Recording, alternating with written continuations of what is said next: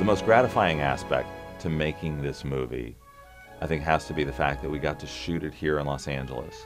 The movie is set in Los Angeles. It's set in Hollywood of the late 20s and the early 30s. And in this day and age, when the bottom line is as important as it is, and many studios and financiers want to maximize their dollar investment as much as possible, and they look at places outside of California, whether they're states like Louisiana or Michigan or Georgia or other countries, Canada, even Eastern Europe, Bulgaria, Romania, because there was conversation early in the process before I got involved of possibly shooting just some of the exterior locations here in Los Angeles and then shooting interiors in Romania or Bulgaria.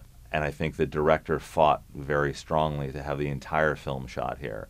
And when that decision was made and there was the opportunity to bring the movie here to Los Angeles and work with actors who are the best in the business and who don't have as many opportunities as they used to because of runaway production, because movies do leave California for other cheaper locations. It was great to see people come together, crew members and actors, and experience this movie and really enjoy the experience of having a movie shot in Los Angeles, shot in Hollywood, about Hollywood. Everyone understood the importance of making sure that the movie would really represent Hollywood in the best way, not just historically with what was on the screen, but also because the director was French and the producer was French, and we had French actors with us as well in our leads, that they all left with the understanding and the appreciation that people here, that the crew here, that actors here, that you really care about making movies properly, making them great. And people sometimes forget that when they're always pursuing the cheaper location. They forget sometimes that money isn't, or money shouldn't be the only motivating factor. It should be what is it that the most skilled people bring to the table, and that should sometimes offset the other part of making movies. That's what made the movie so special, is that it didn't rely on camera tricks and special effects. The music was a character in the movie, the extra was a character in the movie, and the day player was just as important a character in the movie as the supporting players.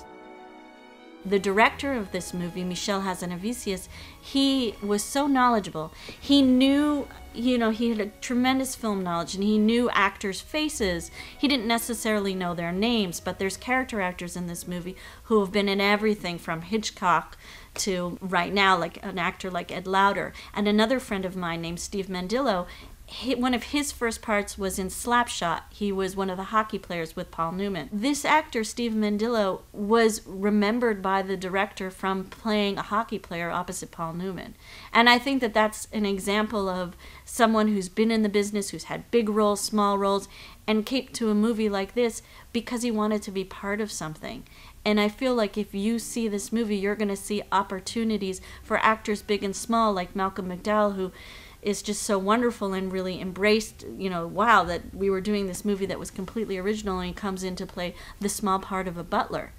Neither of these parts had to be played by well-known actors, but they were played by actors like that because the director, recognized, that they would be interesting and wonderful, and the actors themselves saw the opportunity to be part of a movie that was unique.